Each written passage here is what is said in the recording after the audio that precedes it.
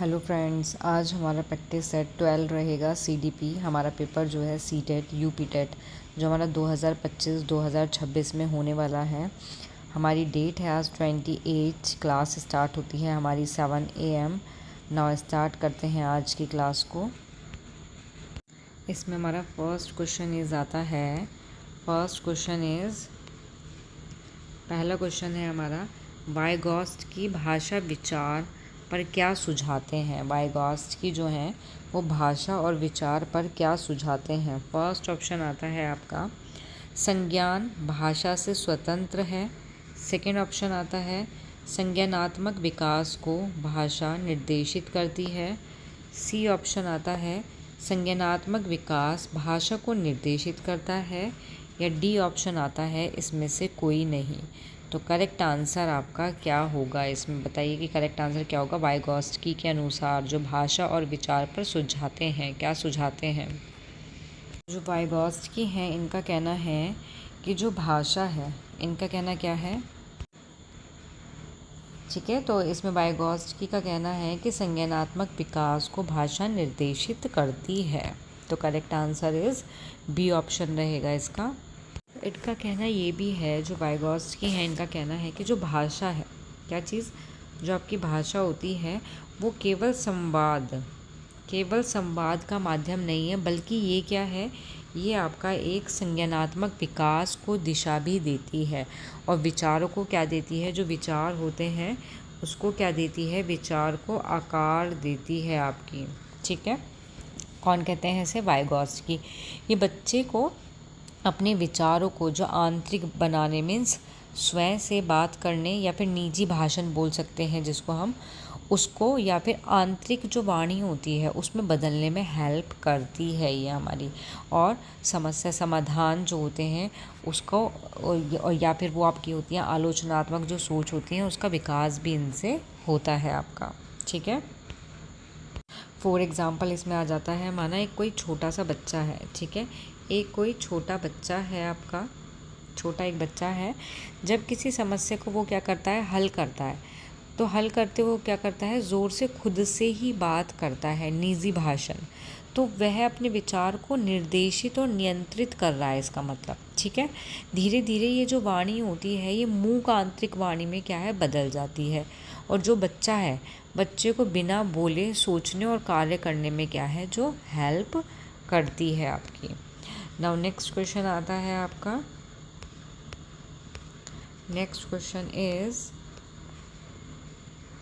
कि कौन सा कारक अधिगम को प्रभावित नहीं करता। फर्स्ट पार्ड, सेकंड, ये पार्ड है, सेकंड भाषा, थर्ड अनुक्रिया, फोर्थ उद्दीपन, ठीक है, उद्दीपन संबंध, और 5 आता है आपका खर्च और प्रेरणा। तो कौन सा कारक अधिगम को प्रभावित नहीं करता आपका, इसका करेक्ट आंसर क्या होगा आपका। तो इसका करेक्ट आंसर इज होगा आपका अनुक्रिया उद्दीपन का जो संबंध होता है वो, ठीक है। ये क्या है, ये अधिगम को प्रभावित नहीं करता, बल्कि कारक जो है वो अधिगम की प्रक्रिया को प्रभावित करता है। मीन्स अधिगम को तो प्रभावित नहीं करता है, लेकिन ये जो कारक है ये अधिगम की जो प्रक्रिया होती है, क्या होती है, अधिगम की जो क्या होती है, प्रक्रिया होती है, अधिगम की प्रक्रिया को क्या करता है, प्रभावित करते हैं। और इस प्रक्रिया में क्या होता है, जो आपका उद्दीपन होता है आपका, ठीक है, और जो अनुक्रियाएं होती हैं उसका जो जुड़ाव है वो बहुत इम्पोर्टेंट होता है। क्यों, क्योंकि उद्दीपन जो अनुक्रिया का जो संबंध है वो अधिगम की एक विधि है, ना कि एक कारक है, ठीक है। ये क्या है, ये अधिगम की एक विधि है, एक कारक नहीं है आपका। ओके, क्लियर हो गया आपको। नाउ नेक्स्ट क्वेश्चन आता है। नेक्स्ट क्वेश्चन इज आता है आपका कि निःशुल्क अनिवार्य शिक्षा का अधिकार अधिनियम कितने वर्ष के बच्चों के लिए लागू होता है। 6 से 14, 7 से 13, 6 से 9 या फिर 11 वर्ष। तो इसका करेक्ट आंसर आपका क्या होगा। निःशुल्क अनिवार्य शिक्षा का अधिकार अधिनियम की बात हो रही है यहाँ पे। तो तो इसका जो करेक्ट आंसर होगा, करेक्ट आंसर इसका होगा आपका ए ऑप्शन कि 6 से 14 वर्ष। तो इसको हम क्या कहते हैं, इसको हम कहते हैं द राइट, इसको हम कहते हैं the right of children to free and compulsory education, ठीक है। और इसका जो एक्ट आपका क्या है, एक्ट जो आपका इसका 2009 है, ठीक है। इसका जो एक्ट 2009 है, इसमें भारत में क्या हुआ था कि जो 6 से 14 वर्ष की आयु के बच्चों के लिए ये चीज़ लागू की गई थी। और ये जो अधिनियम था, ये सभी बच्चों को क्या था कि उनको क्या है, निःशुल्क, क्या था, निःशुल्क, और उनके लिए अनिवार्य जो शिक्षा है वो प्रदान की जाए, ठीक है। और ये जो अधिनियम है आपका, ये आपका 4 अगस्त 2009 को भारतीय संसद के द्वारा पारित किया गया था। किसके द्वारा? भारतीय संसद के द्वारा पारित किया गया था। और भारतीय संविधान के अनुच्छेद, कौन सा, क्या चीज़, अनुच्छेद 21A के तहत एक मौलिक अधिकार भी है ये, ठीक है। और आपका इसमें क्या होता है कि हर बच्चे को, भले ही वह कहीं का भी हो, अपनी जो प्रारंभिक शिक्षा है उसको पूरी करने तक निःशुल्क और अनिवार्य शिक्षा का अधिकार उसको है इसमें, ठीक है। क्लियर हो गया आपको ये पॉइंट। नाउ नेक्स्ट क्वेश्चन आता है आपका, नेक्स्ट क्वेश्चन है आपका इसके अंदर, नेक्स्ट क्वेश्चन आता है कि सा और वॉज में एक बालक अंतर नहीं कर पाता है, ठीक है। तो ये किस चीज़ से रिलेटेड होगा आपका, डिसलेक्सिया से ग्रस्तित है वो, डिस्कैल्कुलिया, डिस्मॉर्फिया या डिसग्राफिया। तो ये किससे रिलेटेड होगा आपका, इसका करेक्ट आंसर क्या होगा, ये अधिगम अक्षमता वाले जो बालक हैं, डिसेबिलिटी वाले जो बालक हैं आपके, लर्निंग डिसेबिलिटी, उसमें से ये क्वेश्चन है। तो इसमें से भी एक क्वेश्चन आपका आता ही है कि आपकी जो अधिगम अक्षमता वाले जो बालक होते हैं, डिसलेक्सिया, कैलकुलिया, डिस्मोर्फिया, ग्राफिया और भी हैं, तो उनसे रिलेटेड आपके क्या हैं, क्वेश्चन आते हैं। क्वेश्चन तो आता ही है आपका, तो आप इसको भी अच्छे से पढ़ के जाना, ठीक है। तो इसका करेक्ट आंसर होगा आपका, तो करेक्ट आंसर इसका होगा आपका फर्स्ट ऑप्शन। क्या होगा? फर्स्ट ऑप्शन कि डिसलेक्सिया का करेक्ट आंसर होगा, ठीक है। ये एक ऐसी स्थिति होती है जिसमें व्यक्ति क्या है, शब्दों को पहचानना, जो शब्द होते हैं उसको पहचानने, शब्द को पहचानने, पढ़ने, ठीक है, क्या चीज़, पढ़ने, आपके पढ़ने और आपके लिखने और वर्तनी करने में क्या है, कठिनाई महसूस करता है। फॉर एग्ज़ाम्पल आपका यही है, से को वाज में अंतर नहीं कर पाता। इसी तरीके से बहुत सारे इसके क्या हैं, वर्ड्स हैं जिन शब्दों के बीच में अंतर करना उसके लिए मुश्किल हो जाता है बालक के लिए, जैसे कि नेस्ट और बेस्ट, ठीक है। तो क्लियर हुआ कि जिस तरीके से ज़रूरी नहीं है आपका यही आपका क्वेश्चन आए, आपके क्वेश्चन में ये ऑप्शन भी दे सकते हैं। तो आपको क्या है, पता होना चाहिए बस डिसलेक्सिया में क्या होता है कि शब्द को पहचानने में, पढ़ने लिखने वर्तनी कठिनाई में क्या है, कठिनाई महसूस होती है इसमें, ठीक है। और इसका जो कारण है, रीज़न जो है, रीज़न पता होना चाहिए। तो जो इसका कारण है आपका, इसका जो कारण आता है, इसका कारण आता है आपका आनुवंशिक कारण। क्या होते हैं इसके? आनुवंशिक या फिर न्यूरोबायोलॉजिकल जो कारक होते हैं उसकी वजह से होता है, जो सीखने से जुड़ी संज्ञानात्मक प्रतिक्रिया को क्या करता है, प्रक्रिया जो होती है उसको क्या करता है, प्रभावित करता है आपका, ठीक है। क्या करता है, प्रभावित करता है। और इसमें क्या होता है, ये बच्चों में सबसे आम सीखने की क्षमता है, क्योंकि पढ़ने और लिखने से जुड़ी अन्य जो कठिनाई होती हैं उनका कारण जो है ये बन सकती है आपका। ठीक है। नाउ नेक्स्ट क्वेश्चन आता है आपका, तो डिसलेक्सिया क्या है आपका, पढ़ने से रिलेटेड। नाउ नेक्स्ट क्वेश्चन आता है,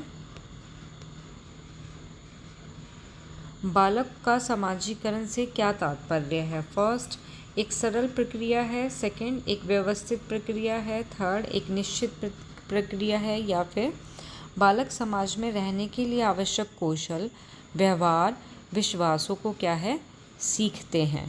तो इसका जो करेक्ट आंसर है, करेक्ट आंसर इसका रहेगा आपका डी ऑप्शन। ठीक है, कि बालक समाज में रहने के लिए आवश्यक कौशल, व्यवहार और विश्वास को क्या है, सीखते हैं इसमें, क्योंकि ये एक ऐसी प्रक्रिया होती है बालक का समाजीकरण। आपको यहीं इसका मतलब समझना है कि जो बालक का जो क्या है, समाजीकरण।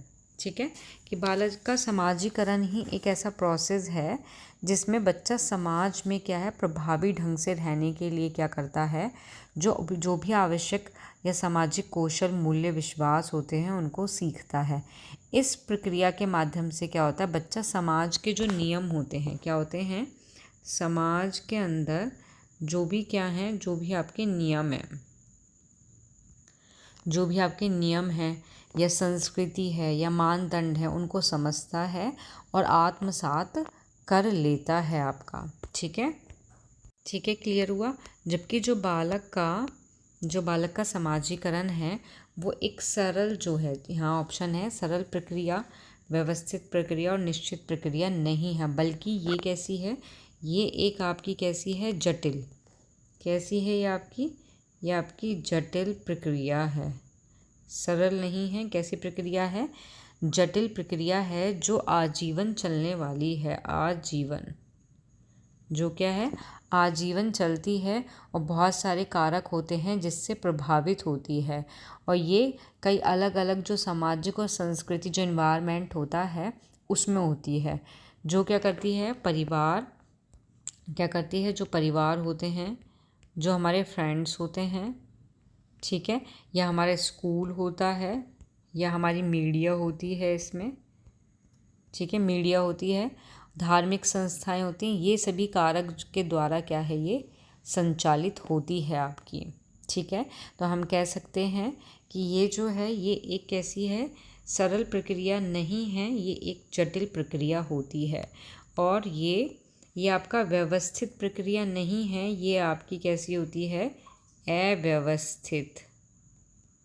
कैसी है, अव्यवस्थित होती है, क्योंकि ये एक सीधा रास्ता नहीं है, ये एक सीधा रास्ता नहीं होती। जो बालक का समाजीकरण है वो एक सीधा रास्ता नहीं होती, बल्कि वो व्यक्ति को विभिन्न सामाजिक समूह से क्या है, बातचीत करने और सीखने का क्या है, उनको अनुभव होता है इसमें।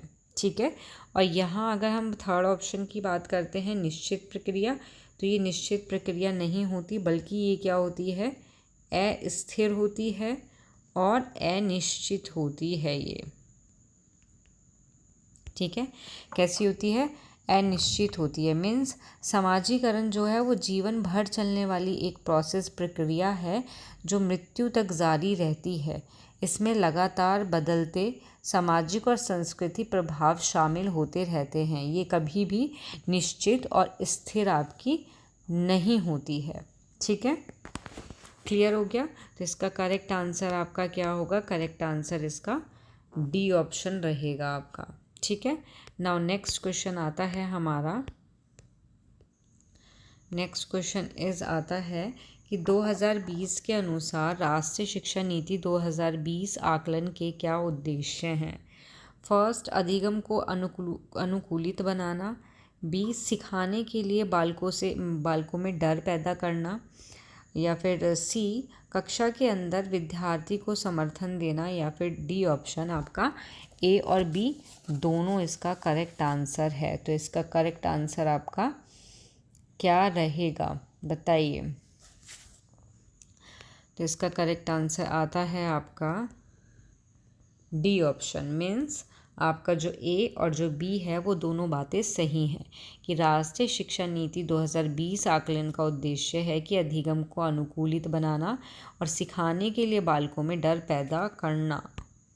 ठीक है, तो इसमें क्या है फर्स्ट ऑप्शन में कि अनुकूलित बनाना है किस चीज़ को, अधिगम को, सीखने को, जिससे क्या होता है वो कक्षा के अंदर और बाहर बेहतर सीख सकते हैं, अपनी पूरी क्षमता का उपयोग भी इसमें कर सकते हैं वो। ठीक है, इसका लक्ष्य जो है वो शिक्षा प्रणाली को छात्र की ज़रूरत के अनुसार क्या होता है, ढालना होता है। क्लियर? ठीक है, तो इसका करेक्ट आंसर यहाँ यहाँ ऑप्शन में मिस्टेक है आपकी। ऑप्शन यहाँ ए के बाद यहाँ सी ऑप्शन आना था, सी ऑप्शन आएगा यहाँ पे कि ए और सी दोनों सही हैं क्या, तो करेक्ट आंसर ए और सी सही होगा, मतलब ए ऑप्शन सही रहेगा आपका और सी ऑप्शन सही रहेगा, जबकि बी ऑप्शन गलत रहेगा। क्योंकि सिखाने के लिए बालकों में डर पैदा करना, तो डर पैदा करना उद्देश्य थोड़ी ना होता है हमारा, बताओ। डर पैदा करना उद्देश्य थोड़ी ना है कि पैदा करना उद्देश्य थोड़ी ना, बल्कि इनका उद्देश्य तो ये है कि जो विद्यार्थी है, जो स्टूडेंट है, उसको सीखने और विकास को अनुकूलित करना, या फिर जो आपका चिंतन है, वैचारिक स्पष्टता होती है, उसको क्या करना, बढ़ावा देना आपका। ठीक है, NEP 2020 के अनुसार जो आकलन का उद्देश्य है, इसमें आपके और भी बहुत सारे पॉइंट्स आते हैं इसमें। ठीक है, तो डर पैदा करना नहीं है, क्या करना है, उनका रचनात्मक रूप से सोचने के लिए उनको प्रोत्साहित करना है। कैसे, रचनात्मक रूप से। ठीक है, और आपका यहाँ पे आता है कि कक्षा के अंदर विद्यार्थी को समर्थन देना है, तो यस। ठीक है, तो इसमें क्या है, समर्थन देना, अंदर की बात हो या फिर आपके बाहर की बात हो, तो अंदर और बाहर दोनों तरफ ही क्या है, समर्थन देना है। ये जो आकलन है ये केवल क्या है, आपका एग्ज़ाम, जो एग्ज़ाम होते हैं एग्ज़ाम के लिए ही नहीं होता, बल्कि ये जो आकलन होता है इसका उद्देश्य यही होता है कि जो विद्यार्थी है वो सीखने और विकास को क्या है, अनुकूलित करना उसका। ठीक है, और उसको उचित मार्गदर्शन प्रदान करना, ताकि वो अपनी क्षमता का पूरा क्या है, उपयोग कर सके। और ये जो आकलन का उद्देश्य होता है वो जो विद्यार्थी केंद्रित सहायक से रिलेटेड होता है, या कह सकते हैं अधिगम को बढ़ावा देना। ठीक है, तो नाउ नेक्स्ट क्वेश्चन आता है आपका, नेक्स्ट क्वेश्चन आता है आपका कि आकलन का प्रभावशाली तरीका गतिविधि के दौरान अधिगम कमियों को समझने के लिए है। फर्स्ट, स्वयं आकलन, सेकंड, सहपाठी आकलन, थर्ड, रचनात्मक आकलन, या फिर 4, मानकीकृत परीक्षण आकलन। आकलन का प्रभावशाली तरीका गतिविधि के दौरान, किसके दौरान, गतिविधि के दौरान अधिगम कमियों को समझने के लिए नहीं है, इस पे ध्यान देना है आपको। क्या आ रहा है आपका कि नहीं है। ठीक है, तो इसका करेक्ट आंसर होगा आपका, करेक्ट आंसर इसका होगा आपका ए ऑप्शन, कि आकलन का प्रभावशाली तरीका जो है गतिविधि के दौरान अधिगम कमियों को समझने के लिए नहीं है, स्वयं के आकलन को समझने के लिए नहीं होता ये। ठीक है, तो ये क्या है, प्रभावी तरीका नहीं होता, बल्कि अधिगम के लिए आकलन क्या है आपका, अधिगम के लिए जो आकलन है वो अधिगम प्रभावी होता है। किसके लिए, अधिगम के लिए, अधिगम के लिए। ठीक है, अधिगम के लिए आपका जो स्वयं आकलन होता है उसमें क्या होता है कि आत्मचिंतन के साथ मिलकर छात्रों को ये समझने में मदद करता है कि वो कैसे सीख रहे हैं, या फिर अपने सीखने के जो परिणाम हैं, रिजल्ट हैं, उसमें सुधार के लिए क्या कर सकते हैं। लेकिन ये शिक्षक के द्वारा छात्र की कमी को समझने का मुख्य तरीका क्या है आपका, नहीं होता है। ठीक है, नाउ नेक्स्ट क्वेश्चन आता है आपका, नेक्स्ट क्वेश्चन आता है, शिक्षण अधिगम प्रक्रिया से संबंधित आकलन का कौन से प्रकार संबंधित नहीं है। फर्स्ट, नैदानिक, सेकंड, उपलब्धि, थर्ड, उपचारात्मक, या फिर 4 आपका सतत। तो इसका करेक्ट आंसर आपका क्या होगा, अधिगम, शिक्षण की अधिगम प्रक्रिया से संबंधित की बात चल रही है कि कौन सा कारक संबंधित नहीं है। तो इसका करेक्ट आंसर होगा आपका नैदानिक आकलन। ठीक है, ठीक है। क्यों नहीं है संबंधित? क्योंकि आपका जो नैदानिक आकलन है, क्या आपका जो नैदानिक आकलन होता है ये मुख्य रूप से क्या होता है, जो मनोवैज्ञानिक होते हैं, क्या होते हैं, मनोविज्ञान। ठीक है, मनोविज्ञान और आपका जो स्वास्थ्य क्षेत्र होता है, लाइक आपके भावनात्मक होते हैं, मानसिक विकार होते हैं, उनका निदान करने के लिए उपयोग किया जाता है। ठीक है, जबकि यहाँ बात हो रही है आपकी शिक्षण अधिगम प्रक्रिया से संबंधित। तो शिक्षण अधिगम प्रक्रिया से जो संबंधित होता है वो होता है निदानात्मक मूल्यांकन। क्या होता है? निदानात्मक मूल्यांकन। ठीक है, मूल्यांकन जो होता है उसका उपयोग छात्र की जो प्रारंभिक शक्ति होती हैं या कमजोरी होती हैं उनको पहचानना, ठीक है, और उसके अनुसार शिक्षण को अनुकूलित करने के लिए किया जाता है इसमें। तो क्लियर हो गया आपको कि नैदानिक आकलन आपका और निदानात्मक मूल्यांकन में डिफरेंस क्या होता है। क्लियर हो गया आपको? नाउ नेक्स्ट क्वेश्चन आता है आपका समाजीकरण। समाजीकरण से क्या तात्पर्य है? व्यक्ति समाज के मूल्य मानदंड सीखते हैं। सामाजिक मानदंडों का अनुपालन नहीं करना चाहिए या नहीं करना, समाज में छोटे बड़े का सम्मान करना, या फिर स्वयं के समाजीकरण मानदंड बनाना। तो करेक्ट आंसर इसका क्या होगा आपका?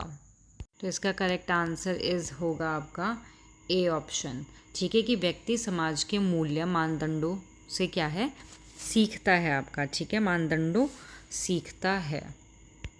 ठीक है, तो इसका मतलब यही होता है कि जिसके माध्यम से क्या है, एक व्यक्ति अपने समाज मूल्य मानदंड या फिर रीति रिवाज होते हैं, आपके जो व्यवहार होते हैं उनको सीखता है। समाजीकरण का मतलब यहाँ पे यही होता है। ठीक है, इसमें क्या है, और उन्हें अपनाता है ताकि वो उस समाज का कुशल एक सदस्य भी क्या है, बन सके, अपनी पहचान बना सके।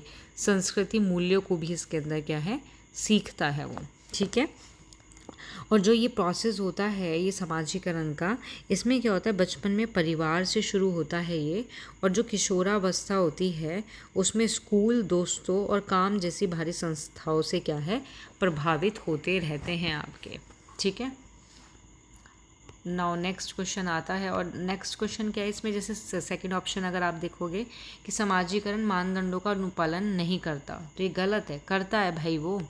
उसके बाद आता है कि समाज में छोटे बड़े का सम्मान करना, और उसके बाद आता है स्वयं के समाजीकरण मानदंड बनाना। तो ऐसा नहीं होता। इसका जो मेन एग्जैक्ट जो करेक्ट आंसर होगा वो होगा आपका A option. Now next question आता है, नेक्स्ट क्वेश्चन इज कि सबसे अधिक समाजीकरण जटिल है। ए ऑप्शन व्यक्ति के आधे जीवन में, बी शैशवावस्था में, सी किशोरावस्था में, या फिर डी आपका वृद्ध अवस्था में। तो सबसे अधिक समाजीकरण जो जटिल होता है वो वो किस में होता है, कौन से जीवन काल में होता है, वो किस अवस्था के दौरान सबसे अधिक होता है आपका। तो इसका जो करेक्ट आंसर आएगा, करेक्ट आंसर इसका होगा आपका शैशवावस्था, इसका करेक्ट आंसर होगा आपका किशोरावस्था। कौन सी अवस्था होगी, किशोरावस्था। तो करेक्ट आंसर इसका किशोरावस्था रहेगा, क्योंकि ये जो अवस्था होती है ये शारीरिक और मनोवैज्ञानिक विकास का एक क्या है, संक्रमण कालीन चरण होता है। इसमें जो संज्ञानात्मक विकास है वो बहुत तेज़ी से होता है, और व्यक्ति नई सामाजिक भूमिकाओं को समझने का क्या करता है, प्रयास करता है, और ऐसी ही प्रक्रियाओं से क्या है, गुजरता रहता है इसमें। ठीक है, और इसमें बहुत सारे पॉइंट हैं कि इसमें क्या होता है आपका कि शारीरिक परिवर्तन होता है बहुत तेज़ी गति से, मतलब किशोरावस्था में शारीरिक मनोवैज्ञानिक रूप से तेज़ी से बदलाव आता है। तो क्या होता है, शारीरिक परिवर्तन, इसमें शारीरिक परिवर्तन।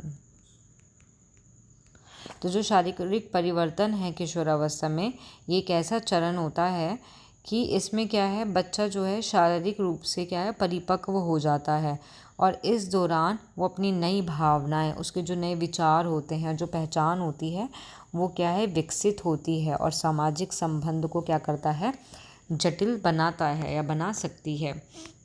इसी तरीके से इसका एक और पॉइंट आता है जैसे संज्ञानात्मक विकास। संज्ञानात्मक विकास आपका, ठीक है, मतलब कि ये चरण जो है वो तीव्र संज्ञानात्मक विकास का समय होता है, जिसमें क्या होता है, किशोर जो होता है वो समाज के जितने भी पहलू होते हैं उसको अधिक जटिल और सूक्ष्म तरीके से क्या है, समझने लग जाता है। ठीक है, तो इसी तरीके से इसके बहुत सारे पॉइंट्स हैं आपके। फिलहाल क्वेश्चन पे आते हैं। तो क्वेश्चन में यही है आपका कि सबसे अधिक समाजीकरण जटिल होता है वो होता है आपका किशोर अवस्था के दौरान। ठीक है, यहाँ आपकी क्लास ओवर होती है। मिलते हैं नेक्स्ट क्लास में। जिसको भी वीडियो पसंद आए वो इसको लाइक शेयर सब्सक्राइब करना ना भूलें। Thank you.